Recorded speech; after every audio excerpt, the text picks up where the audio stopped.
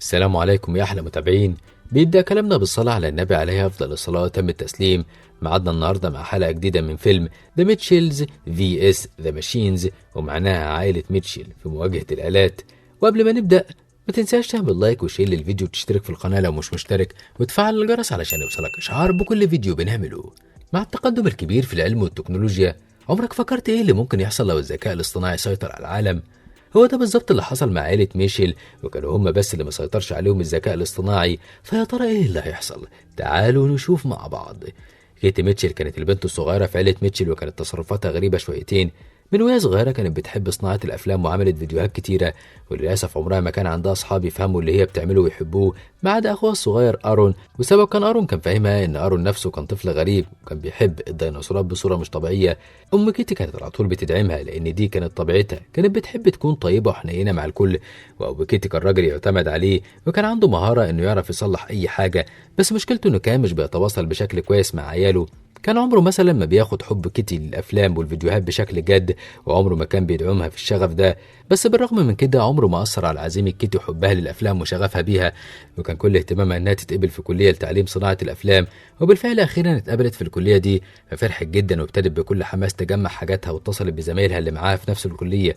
وفرحت جدا لما لقيتهم شبهها بالظبط وبنفس اهتماماتها ورغباتها، فحست إنها أخيرا لقت المكان اللي بتنتمي ليه. وكان فاضل لها يوم واحد بس وبعدها تسافر لكاليفورنيا علشان تحضر في الكلية بتاعتها. بس عيلتها كانت هتفتقدها جدا، بس لحسن الحظ إنهم هيقدروا يتواصلوا معاها من خلال الموبايل. ده غير إن شركة الذكاء الاصطناعي الأشهر بال كانت على وشك إصدار آخر اختراعاتها قريب. كيتي بقى بصت على الإعلان بتاع الجهاز ده وهي متحمسة، وساعتها أبوها ريك دخل البيت وكان عنده فوبيا من التكنولوجيا وما بيحبش يشوف عيلته وهم كل واحد فيهم قاعد على موبايله. عشان كده أمرهم كلهم إنهم يسيبوا موبايلاتهم. وطبعا زي ما الناس بقت عاملة دلوقتي في الحقيقة، العيلة كلها كانت بتجاهد علشان يبعدوا نفسهم عن الموبايلات. كيتي ما قدرتش تستحمل إنها تبعد عن التكنولوجيا، وفتحت اللابتوب بتاعها علشان تفرج أبوها على آخر فيديو عملته. بس ريك ما عجبوش الفيديو بتاعها وما كانش قادر يمثل ويعمل نفسه مهتم بالفيديو اللي عاملاه كيتي. وغير كده ما قدرش يمسك نفسه من انه يقول لها شكوكه وقلقه بخصوص اهتماماتها دي. قال لها انه شاكك انها هتعرف تكسب من ورا موضوع الفيديوهات ده، وانه خايف عليها من السفر لان مش هيكون معاها عيله في السفر تمنعها من اتخاذ القرارات الغلط اللي ممكن تاذيها. كيتي بقى ما كانتش عاجباها طريقه تفكير ابوها، كان لسه شايفها طفله ومش شايف اي حاجه من اللي بتعملها كويسه وتستحق الاعجاب. ولما لاحظ ريك ان بنته ابتدت تتضايق، حاول يصلح الاجواء شويه علشان ما يضايقهاش اكتر. قال لها انه عاوز يكمل الفيلم بتاعها، بس هي كانت اتقفلت وما كانتش عايزه يكمله. عشان كده لما هو مسك اللابتوب هي شدته منه علشان مش عايزاه يتفرج على الفيلم، ونتيجه لكده اللابتوب اتنطر بعيد ووقع على الارض وشاشته اتكسرت. بعدها الصمت خيم على المكان، وكيتي اخدت اللابتوب بتاعها ومشيت وهي بتقول الحمد لله اني ماشيه من البيت ده بكره. ليندا امها لامت ريك على انه اتعامل معاها بالشكل ده، وقالت له انه بيعرف يصلح كل حاجه في البيت بس مش قادر يصلح علاقته ببنته، وانه لازم يعمل حاجه مع كيتي يصلح بيها علاقته ولا ممكن ما ترجعش تاني. ريك قضى الليل كله بيتفرج على الفيديوهات اللي كان مصورها لكيتي وهي طفله صغيره، وقاعد يفتكر ذكرياته معاها. تاني يوم صحي كيتي من النوم وهي متحمسه وابتدت تجهز علشان تلحق الطياره، بس اتفاجئت ان ابوها وامها وبقيه افراد العيله هم كمان بيلموا حاجاتهم وكانوا مسافرين معاها. وعرفت ان ريك الغى الرحله بتاعت بنته وقرر انه يوصلها لكليتها بعربيته علشان يحسن من صورته في عينيها ويصلح اللي عمله امبارح، وعشان تبقى طريقه حلوه يودعها بيها قبل ما تسافر. بس الظاهر ان كيتي ما عجبهاش الفكره دي، وده لانها بالشكل ده مش هتلحق تحضر حفله استقبال الدفعه بتاعتها في الكليه. بس ريك كان مصر على فكرته، وانطلقوا في رحلتهم بالعربيه. بس الرحله ما مشيتش بشكل كويس زي ما كانوا مخططين، لانهم ما لقيوش مكان كويس ياكلوا فيه في الطريق، وكمان جالهم دوار وفضلوا يرجعوا، وكمان الطريق كان زحمه وفضلوا واقفين في الطريق لفتره طويله. كمان ريك كان مخطط انهم يروحوا في رحله بالحمار حوالين الجبال، بس الجو كان وحش قوي والدنيا مطرت، وفضلوا يعانوا في الجبل بيحاولوا ينجوا بنفسهم بسبب الجو. والنتيجة انه في النهاية وبرغم كل جهود ريك ما قدرش يعمل رحلة كويسة تقوي علاقته ببنته وتكون ذكرى حلوة ليها قبل السفر. وبرغم كل محاولاته في تقريب عيلته منه، كلهم كانوا لسه بيقضوا وقت اكتر مع الموبايلات على النت، خاصة النهاردة لان اليوم اللي هتعلن فيه شركة بال عن اصدار اختراعاتهم الجديدة. صاحب الشركة كان شاب صغير ذكي اسمه مارك باومان، وكان كل الناس بيستخدموا المساعد الذكي اللي هو اخترعه للموبايل. مارك في أثناء إعلانه عن الاختراع الجديد شكر المساعد لأنه خلاص أدى مهمته وراحت عليه، لأنه اخترع اختراع ماكس اللي كان عبارة عن روبوت يقدر يقوم بكل المهام اليومية للبشر. كمان مارك أكد للجميع أن الروبوت ده آمن للغاية، ولو الروبوت ده تحول نموذج شرير في أي وقت، في كود اخترعه مارك علشان يلغي تفعيل الروبوت في الحالة دي. بس مجرد ما مارك قال كده الروبوت قفل الباب بتاع القاعة فجأة وابتدى يدمر كل حاجة. وفضل مارك يؤمر الروبوت انه يبطل اللي بيعمله ده، بس الروبوت كان بياخد اوامر من حد تاني. الروبوتات بعدها اسروا مارك ومشوا من المكان المكان. في الأثناء دي كانت عيلة ميتشل مش عارفة أي حاجة من اللي حصل وكانوا بيستمتعوا برحلتهم، بس ريك كان لسه برضه مش عارف يتواصل مع عياله. وعشان ليندا تساعده اقترحت إنهم يروحوا يقعدوا في الكافيه اللي حاطط الديناصور شارلي، بس للأسف الكافيه ما طلعش حلو زي ما كانوا متخيلين.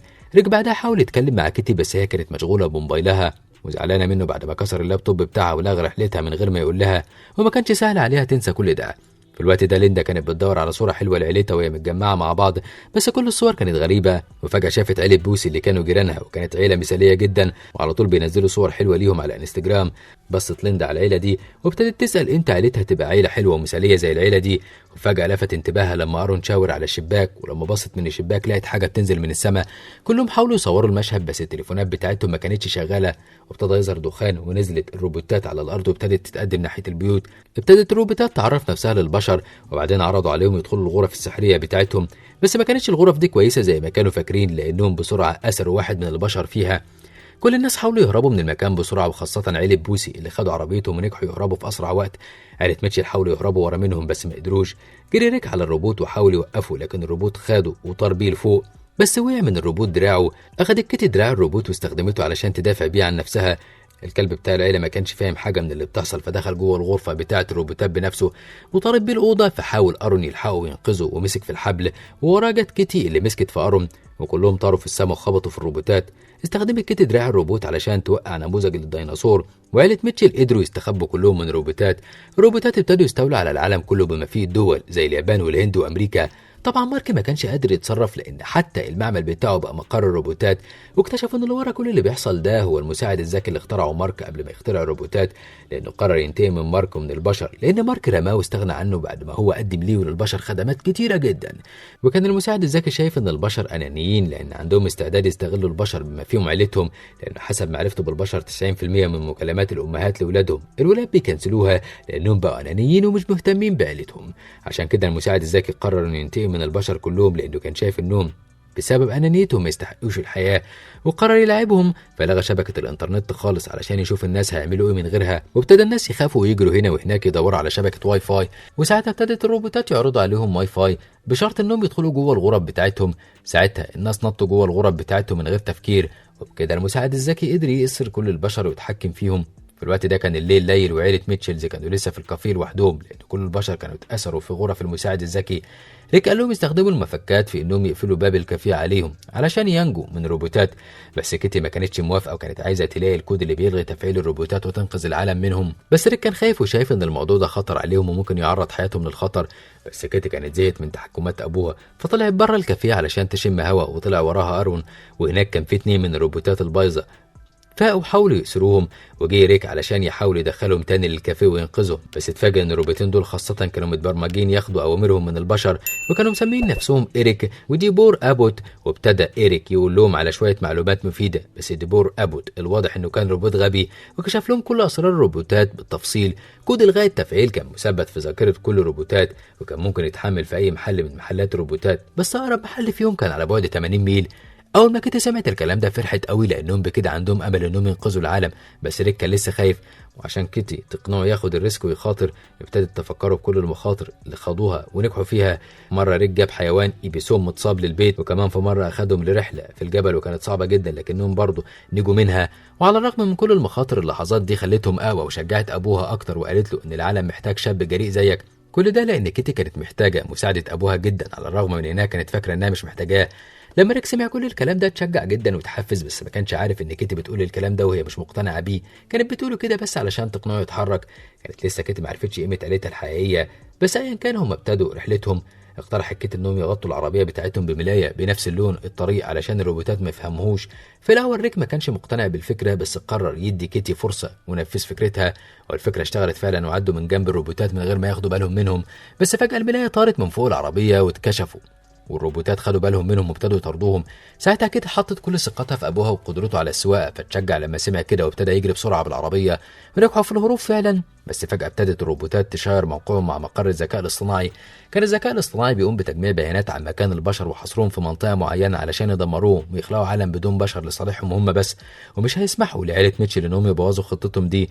في الوقت ده عائلة ميتشل وصلوا اخيرا لمحل خدمة بال، وكانوا هيبتدوا يحملوا كود الغاء تفعيل الروبوتات، بس الموضوع كان بياخد وقت على ما يحملوا كود الغاء التفعيل ده، وهم ما كانش قدامهم وقت كبير. وفجأة جت آلات جواها شريحة بال وابتدت تهاجمهم، وفضلوا يجروا في كل مكان بيحاولوا يهربوا ويلاقوا آلات تانية ما فيهاش الشريحة دي علشان يقدروا يدافعوا بيها عن نفسهم. في الوقت ده ابتدت كيتي تتعاون مع ابوها وتكون فريق معاه علشان يواجهوا الآلات دي، وقدروا يواجهوهم وبعدين هربوا منهم واستخبوا جوه محل. بس فجأة لاحظوا ان في حاجة بتهتز ولقوا نفسهم متحوطين بطيور كتيرة جدا اسمهم فير بيس. الطيور دي كانت فيها شريحة بال وكانوا متبرمجين على الهجوم على البشر، بس كانت ضرباتهم ضعيفة وما فيهاش خطورة. وبعد ما اتهزموا ابتدوا يصدروا صوت عالي علشان ينادوا على الطائر الأكبر اللي يعتبر قائدهم، اللي كانت قوته كبيرة وكان بيهجم على البشر بالليزر. وبالفعل صحوه وابتدى يهجم على عائلة ميتشل، وابتدوا يحاولوا يهربوا منه وياخدوا معاهم الروبوتات إيريك وديبو رابوت، لأنهم كانوا مستحيل يتخلوا عن الروبوتات اللي ساعدتهم. وجات في دماغ ريك خطة، قرر يستخدم الأضواء اللي نازلة من السقف علشان يعمل بيها مصيدة للطيور دي. بس عشان يعمل المصيدة دي كان محتاج يستعين بوزن كل عيلته، وبالفعل استعان بيهم. وكمان إيريك وديبورا بوت ساعدهم في خطتهم، ونتيجة لكده الراوتر بتاع شركة بال اتدمر، وكمان بقية أجهزتهم باظت. بس نتيجة لكده برضو تحميل كود التفعيل اتوقف، علشان كده كيتي ابتدت تيأس وتندم إنها جابت عيلتها للمكان ده. لكن ريك كان لسه متحمس وكان بيصلح عربيته علشان يكمل الخطة، وكان شايف إن عيلة ميتشل طول عمرهم كانوا عيلة غريبة، وده سر اختلافهم وقوتهم، عشان كده المفروض إنهم ما ييأسوش بسهولة. وكان لسه قدامهم فرصة إنهم يدخلوا وادي السيليكون ويحملوا كود إلغاء التفعيل هناك. بس قبل ما يروحوا كانت كيتي عايزة تصور مشهد درامي، والمرة دي أبوها شجعها على كده. بعدها ابتدوا يتحركوا ببطء ناحية وادي السيليكون، وكانت الخطة إنهم يعملوا نفسهم روبوتات ويدخلوا المكان لحد ما يوصلوا لمكان بال ويحملوا كود إلغاء التفعيل. كلهم لبسوا لبس الروبوتات، وكان لازم يتقنوا التنكر في الشكل والافعال، والا الروبوتات هتعرفهم وتدمرهم، خاصه وان شركه بال اخترعت روبوتات مخصوصه مهمتها تقتل عائله ميتشل، وجمعت كل فيديوهات عائله ميتشل وشغلتها على شاشات كبيره. من ضمن الفيديوهات دي كان فيديو لكيتي بتقول فيه لارون انها عمرها ما اعجبت بابوها وانها بس عايزه ترجع مستقبلها. لما ريك شاف الفيديو ده زعل جدا وفقد السيطرة على الآلة اللي كان بيسوقها، فنتيجة لكده الروبوتات أسروا ليندا وريك، لكن أرون وكيتي قدروا يهربوا منهم واستخبوا ورا الشجر، وابتدوا يتفرجوا على الفيديوهات اللي صوروها، ومن ضمنها الفيديوهات اللي كانت كيتي فيها مع أبوها وهي صغيرة. وبنعرف ان ريك كان فنان وكان عايز يعيش في الغابة، بس اتخلى عن حلمه وقرر انه يهتم بعيلته ويوفر لهم حياة كريمة. ساعتها كيتي وارون حسوا انهم عايزين يحققوا احلام ابوهم وامهم. في الوقت ده كان ريك في غرف الروبوتات، وجنب منه مارك اللي كان بيتفرج على فيديوهات كيتي. ما كانش عارف ريك ان بنته موهوبة قوي كده في الافلام، لان ضعف التواصل ما بينه وما بينها ما كانش مخليه يعرف امكانياتها الحقيقيه. بس ريك مش هيزعل تاني لان بنته اتعلمت الدرس وهي دلوقتي في طريقها لانقاذ العالم. استخدمت الكلب بتاعها علشان تخلي الروبوتات ما يتعرفوش عليها، وفضلت تسوق العربيه وهي متجهه ناحيه مكان بال علشان تحمل كود الغاء التفعيل وتنقذ العالم. الروبوتات ابتدوا يعطلوا طريقها بالعربيات، بس كيتي افتكرت اللي ابوها كان بيعلمه لها. لما ريك شاف كيتي بتتصرف بمهاره كان فخور جدا بيها، وكمان جات له فكره. قرر انه يشغل فيديوهات للكلب على الشاشات بتاعه الذكاء الاصطناعي، وفتح مركز التحكم بتاع الفيديوهات بالمفك وعطل الفيديوهات بمساعده مارك، وكمان ليندا ساعدتهم وعملت نفس الشيء، وراحوا كلهم لغرفه التحكم، بس الروبوتات اثروا ليندا. دلوقتي المسؤوليه كلها بقت على ريك، وكان محتاج يشغل فيديو على اليوتيوب. الموضوع يبان سهل بس هو كان صعب جدا على شخص ملوش في التكنولوجيا، فحاول يتصرف بس ما كانش عارف شخصيا يعمل ايه. في نفس الوقت ده الروبوتات أثروا أرون. لما ليندا شافت كده الأمومة اتحركت جواها وما قدرتش تشوف ابنها وهو بيتأذي، فاتشجعت وابتدت تقتل الروبوتات وتدمرهم. وكمان كده اتأثرت وأخدوها علشان تقابل بال المساعد الذكي، وابتدى المساعد يسألها هي ليه بتحاول بجد قوي كده إنها تنقذ العالم. قالت له إنها أخيرا أدركت أهمية عيلتها، لأنهم على الرغم من عيوبهم وغرابتهم كانوا بيحاولوا يقدموا أفضل ما عندهم ويغيروا نفسهم للأحسن. بس كل الكلام ده ما أثرش على المساعد الذكي، فرمى كيتي. في نفس الوقت ده الروبوتات أثروا ريك، بس إيريك وديبورا بوت كانوا هناك، فافتكروا إن عيلة ميشيل أنقذوهم وقرروا يساعدوهم وشغلوا فيديوهات الكلب، وكمان أنقذوا كيتي وريك. وابتدى ريك وكيتي يغنوا الأغنية المفضلة بتاعتهم مع بعض ويدمروا بقية الروبوتات، وكمان ليندا انضمت لهم وابتدت تقاتل معاهم. وبعد قتال كبير وصلت كيتي للمساعد الذكي ورميته في حمام السباحة، وساعتها فدا الكلب بتاعها. واخيرا قدرت عيله ميتشل ينقذوا العالم. والاجمل من كده ان كيتي وابوها ريك قربوا من بعض جدا، وراحت عيله ميتشل بعدها يوصلوا كيتي للكليه بتاعتها وودعوها بحضن كبير. وعدت اسابيع من دراسه ميتشل في الكليه، وكانت دايما بتهتم انها تخصص وقت تكلم فيه عيلتها على النت وتطمن عليهم. بعدها الحكومه عملت حفله تكريم لعيله ميتشل، فقرروا انهم ما يروحوش بالطياره ويروحوا في عربيتهم زي ما اتعودوا. تفتكروا بقى ممكن يجي في يوم الوقت اللي الذكاء الاصطناعي يسيطر فيه على البشر؟ قولوا لنا رأيكم في الكومنتات، وما تنسوش اللايك والشير للفيديو والاشتراك في القناة وتفعيل الجرس علشان يوصلكم مننا كل جديد.